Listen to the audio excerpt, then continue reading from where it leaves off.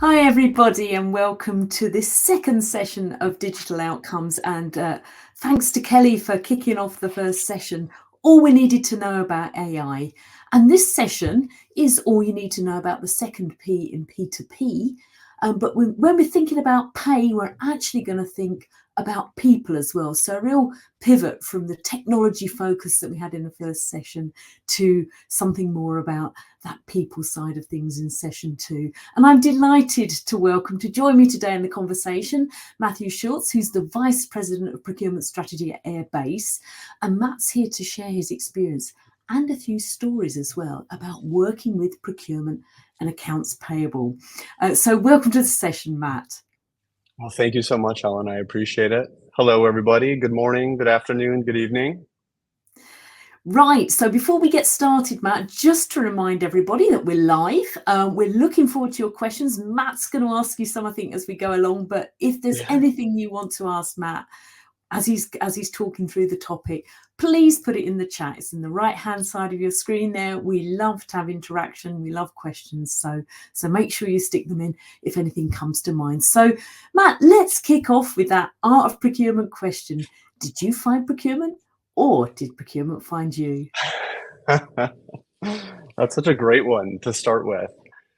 So I think, like many, procurement found me. It turns out that this might be part of my DNA and I didn't know it.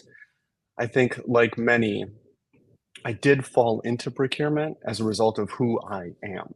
And what I mean by that is I haven't been doing this for 2 or 3 decades like some folks have. In fact, I started off my career in the military. Then I went into the public sector, working on technology implementations, project management. And along the way, I heard about this procurement function, and it was very interesting. I have an economics background, and it seemed to speak to me. And the more I dug into it, the more I fell in love with it. And so when you'd fallen in love then, where did you get involved with procurement then? Was it in the military? Was it in public service? Or was it in business? It was actually in the public sector. So I Mm-hmm. was helping a state agency do a full digital transformation. Think of them as old school paper-based, literally pushing paper from floor to floor. And I noticed that while we were looking to implement technology, we had to go out and buy it. And so I was partnering with procurement. I know if you've worked in the public sector or have any visibility into it, they have some pretty strict rules around procurement. So it was very interesting to learn what I would consider a more formal way of buying or purchasing. And along the way, we worked together to bring in the technology. And I realized that it was something that I wanted to help change or evolve. And I've been doing it ever since. And public procurement's my background, so I know all about those regulations and those rules around it, and the constraints that they put on actually getting the people side of things going. Let's think then about that typical relationship between Of procurement and course. accounts payable. Now, in my experience, they were both in my section, so it was a match made in heaven. We were all in the one Yeah. team. We Yeah. got on well-ish, but there was a bit of tension. What do you find is the typical relationship between procurement and accounts payable? What have you seen? It's really interesting you say that because, like you, I have both public and private sector experience. And I found, depending on what sector or industry you're in, it can change. Also, the size of the business. And what I mean by that is, here's an example. A fintech company that I was working with a few years ago, they were private equity backed and they were looking for an exit, whether that was being acquired or to go public. They ultimately were acquired. And the way in which we were doing procurement, standing up the very first function they ever had, we were working hand in hand with accounts payable because they had such a reactive view on the business. In other words, things like invoices were coming in and they didn't understand where or why. And so in partnering with procurement, which they hadn't historically, it gave them a more proactive view into the business. Why did we buy that? When did we buy it? Oh, I can expect an invoice coming in to make that payment. And it really helped them understand operationally why we were doing this and also gave the additional business context, which I found helpful. So the reason I say that is because while they might fall within the same function, finance, it's not often that there's a close relationship there. In fact, many times procurement is out with the rest of the organization, and they have closer ties with folks in marketing or IT or HR as opposed to their own colleagues within finance, which is very interesting. And that's been my experience quite a bit, actually. Mhm. And I think often accounts payable can see procurement as, being perhaps at the root of some of their challenges. When the three-way match doesn't work, then it's back Sure, to procurement and the catalogue or the sure, pricing or the sure. supplier not being set up properly and so on. So I think that there's a little bit of tension just around the functionality and the way that the Yeah. whole process hangs together. But that's really interesting. So you talked a little bit about the closeness with colleagues elsewhere in the business. What have you seen around that relationship with finance? Does it matter if procurement reports up through finance, or are we agnostic in terms of where we sit in the organisation? Alan, that's a great question. So I think most commonly we often see procurement fall into finance, obviously because historically it's been known as a cost savings center and it's helping drive that bottom line savings. It's interesting to think that now and in the future, as this strategic procurement evolves, or this messaging that's along with it, right, does it fit within finance? Is it its own? Does it fall under a chief procurement officer who has a direct line to the CEO? Is it a new C-suite? And depending on the size of the business, what does that look like? It's interesting that you say that because I've been in this space long enough where I have both reported to finance, the CFO, and also a chief legal officer, which is interesting. When I say that, most people don't understand why that would have been the case. And it was a very compliance focused function in that because we were private equity backed, we wanted to get purchased. So we were looking at things like SOX compliance, SOX 2. We're really working with the InfoSec team, the legal team, to make sure that all of our ducks were in a row. And so my guess and or hope is that we become more of a strategic and transformational function, and we start looking at it differently, not exclusively through the lens of finance. And I suppose the ability to move value beyond savings, beyond Yeah, that finance yeah, metric, is a key part of that sort of yeah, transformation of how people perceive us. right. Think Okay. about that. Mhm. Let's think about relationships then with suppliers, because obviously when we Oh, think about value and we think about going beyond cost, that yeah. relationship with suppliers is such a key part of what we do. What have you seen in terms of procurement and potentially accounts payable as well, working together to position the company as being a customer of choice for key suppliers? Have you seen anything interesting there you can share? Yeah, I think, again, another great question in that as procurement evolves and they're working with their colleagues more within the finance function and building out those business or adding business context, I feel like we're starting to see this evolution. And it's not just internally focused, back office, administrative. It's now front and center. They're out working with external stakeholders. They're heavily involved in the supplier vendor base. They're working with them to find ways in which they can help the business grow. And they're doing it together. There's much more collaboration than there used to be, competition. And that's helpful. And I think the way in which procurement presents that internally, especially to their fellow colleagues in finance, accounts payable, whomever, they're starting to see that's having a much larger impact beyond invoicing or purchase orders. They're exclusively important. They're very tactical and it's needed. Businesses absolutely need this. But as procurement evolves, they're able to help add context to that. Mhm. And do you think that context then helps to bring the risk around late payments to suppliers. So we took back to that discussion about, at the beginning of the discussion, about the sort of log jam in the process and the impact that might have on getting the invoice paid. Do you think bringing to life those relationships and the importance of that to the business and to the sort of wider objectives helps possibly manage that, possibly raise awareness and prioritize those risks sorted and those payments through? I do, and I think there's we didn't touch on this, but there's a reputation to it, right? I often ask vendors or suppliers when I'm meeting with them, it's like, what is it like to do business with company X, right? What's it like to do business with us? In other words, you're doing a health check on yourself.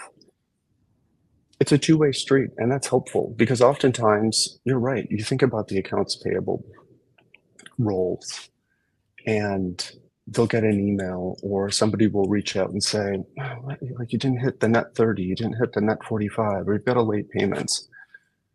And they have no context around it. They don't understand, well, what happened? And it's reaching out or using or utilizing the procurement function to help you understand that. And so there is a reputation there. What is it like to do business? Because like procurement and the community, we talk about vendors or suppliers, who we like to work with, who we don't like to work with. And so I find that to be extremely important. Mm-hmm. And have you seen any approach that adds a bit of nuance to how we look at suppliers in terms of, perhaps the smaller ones where a late payment can be, life or death in terms of the financial health of the business compared to, perhaps the bigger organizations where it's more about managing working capital and making sure we don't pay any sooner than we need to. Have you seen a good approach to sort of a bit of nuance around suppliers in that area? It's hard for me not to default to having those conversations, right? And I feel like that's becoming more and more of the role for procurement. Understand their vendors, what that looks like. If you're working with, a mom and pop shop who can't float the net 60, they need net 30 or net 15. They just don't have the cash flow. Although they're a very important supplier or vendor of yours because they're helping marketing with demand generation or something like that. Understanding their needs as much as yours is extremely beneficial and helpful. And so when you look at it exclusively from a numbers perspective or the invoice coming in, I don't think that works anymore. You're also you're also diminishing your supplier base, right? The options for you get incrementally smaller, or you're then forced to go with the bigger businesses that you may not enjoy doing business with just so that you can get a net 60 term or a net 45 term. Mm-hmm. And I was going to say, often, some great innovation comes from startups where cash flow is perhaps not as good as it can be, where entrepreneurs are bootstrapping. So again, Yeah, absolutely. And I think that's extremely important, right? It's often overlooked or has been where procurement didn't partner with the business to understand the market, or they don't have those relationships with their fellow colleagues to know what the new technology or the new services are. And that's extremely important, especially as we look to the future, because you're right, they really do drive innovation. In fact, I'm recently touting procurement as a competitive advantage. If we look at it that way, it really can be, right? We've hit the headlines, the supply chain disruptions, macroeconomic climate. Things are starting to evolve. It's a great time to be in procurement. Yeah, it certainly is now. I've got a great question in the chat. It's come from Kelly, but we'll take it anyway because it's a great question. Now, Kelly's wondering, does that close collaboration between procurement and accounts payable increase the risk of us being measured just for savings again? So all that work we've done on outcomes and thinking about contribution to value, if we get closer to accounts payable, are we back in the savings hot seat again? What are your thoughts on that, Matt? I can actually hear Kelly asking that question, which I love. It's very interesting, right? If you are almost exclusively focused on that, is it hard to then shake the cost savings reputation? Perhaps. It can make it more difficult, though it's important. It's extremely important, especially in today's environment. Um, I don't think it goes anywhere, but I think the way in which we do it is evolving, which is important. I often say if you have an opportunity to understand the lay of the land of the business and you're constantly involved in team meetings or function meetings, you're getting visibility, you're getting opportunities to speak with business leaders in the C-suite. It becomes much more than just that connection to accounts payable and invoicing, right? I think we often think the finance function almost exclusively as following the money, which is important. But what about the vision, following the strategy and the goals of the business? And so, yes, I think you're right, Kelly. It can pull you back in, it can tie you down. Okay, let's just pick up again on relationships, because I think that stakeholder engagement, you talked about procurement and where it sits in the organization, you talked about the wider relationships being really important. And before we started, you talked about to me about some great stories that you'd got to tell the audience. So I just wanted to pick up on that and tease out, perhaps another story from you about a time where that development of a relationship has really helped, either in the context of the topic we're talking about today, which is accounts payable, but possibly more around the supplier theme that we've moved on to as well. Yeah, I think you're right. We were chatting in the green room, and it's hard not to look today and see this again, ever evolving function and the way in which the persona, the practitioners are changing not only their own strategies, it's the way in which they're doing business. So here's an example most recently at Forrester. Forrester has been in business for just over 40 years.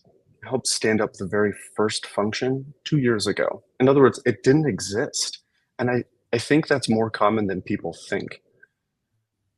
They may be doing procurement, but they don't have professionals there to help out. And so when you think about starting something from scratch, a lot of the time it's building those relationships up front, help educate, communicate to the organization.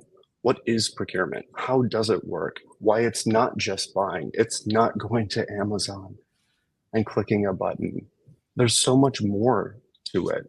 And I find that extremely helpful in setting a base and understanding not only what people are aware of or not aware of, but how you'll then develop that function.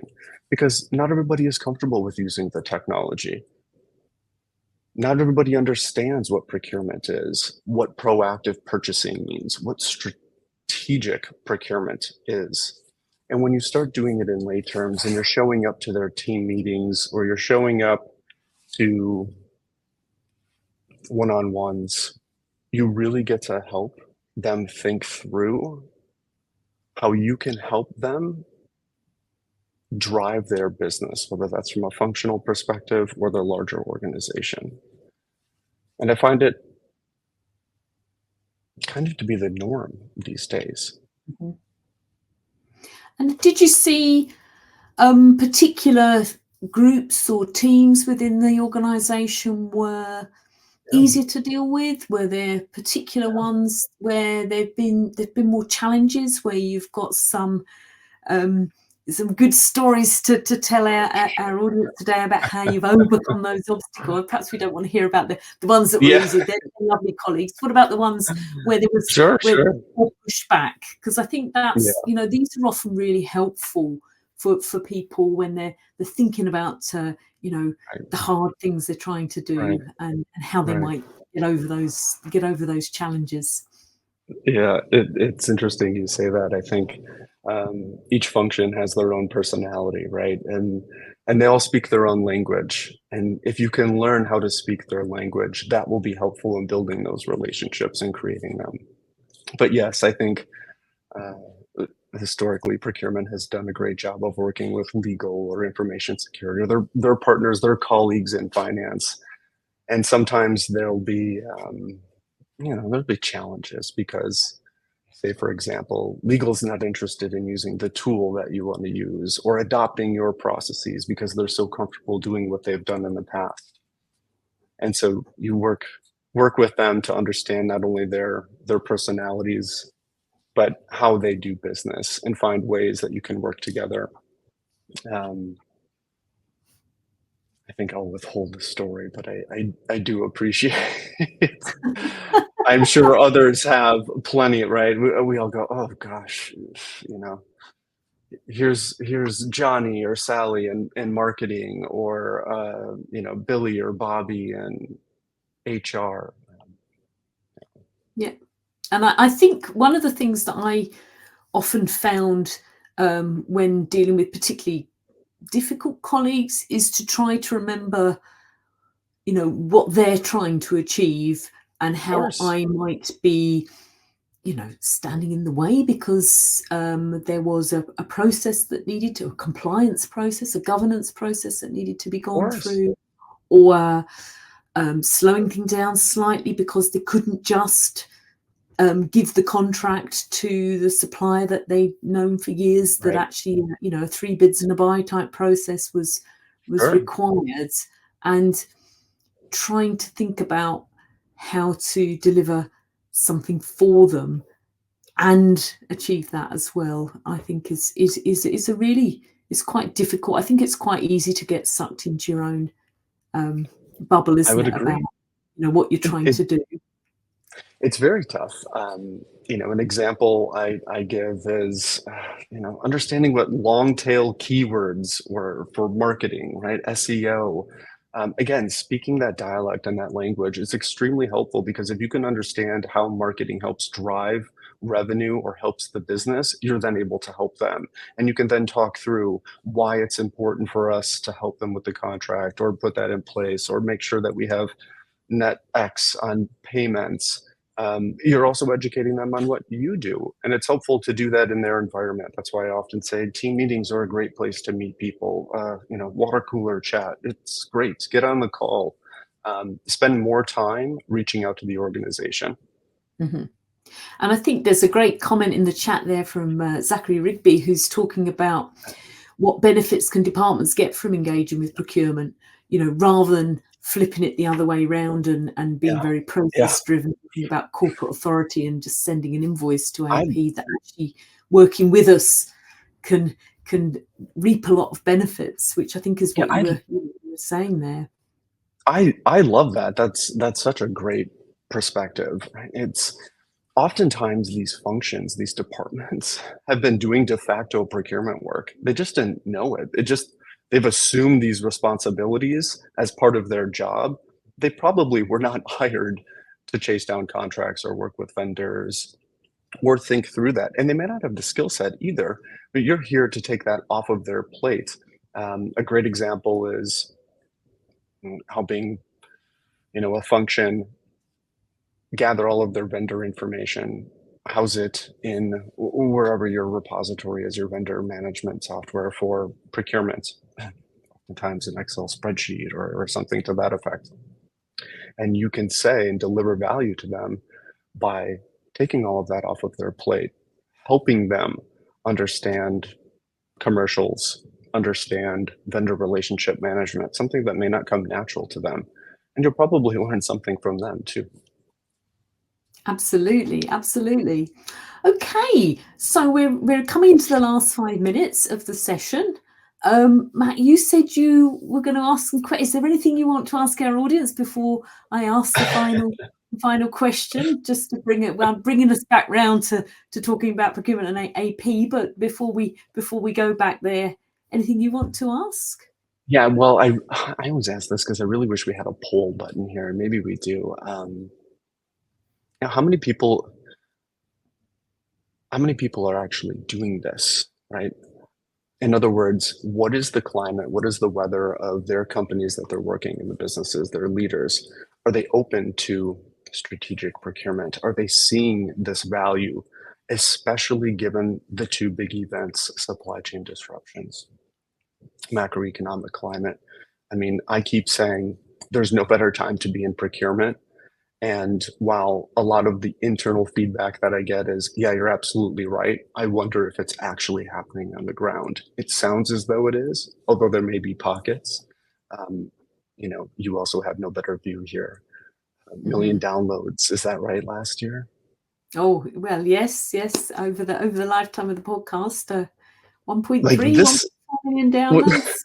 which is amazing. Like this matters. People are paying attention. I'm always curious to hear, and it's usually a show of hands. Where is that actually happening? What does that look like? So that's always my question.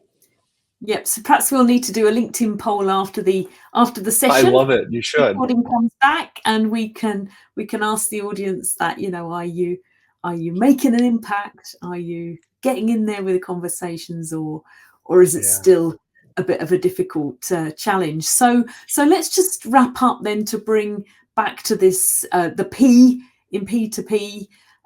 If a member of our audience isn't hand in glove with their accounts payable team, how can they start building that relationship? What's your takeaway tips, Matt, for our audience today? I think I was explaining this to somebody else. It's like, oh my gosh, like when's the last time you had a coffee or a beer with your accounts payable team? And they often go, never. And it's like, well, why not? They're literally probably sitting a few cubes away from you, or you work with them or can work with them. Never be afraid to say hello. Brilliant. Oh, well, that's a great place to end on. Go and say hello to your accounts payable team. For me, might be think about all the three-way matches that don't work and whether you've got any hand in that failure that they've got to deal with. And also that thing that Matt's talked about around the relationship with suppliers, understanding the ones where it makes a difference for that whole P2P flow to go through really nicely so that the payment gets made on time. So thanks very much to Matt Schultz, who's Vice President of Procurement Strategy at Airbase. And thanks to everybody for joining the session today to find out about the second P in P2P. So join us for our next session. It's exploring the impact of AI and the metaverse on the human experience. And that's with Clive R. Heel, and it's going to be moderated by our very own Philip Ideson. So thanks very much to everybody for joining us today. And thanks again to Matt. Thank you so much.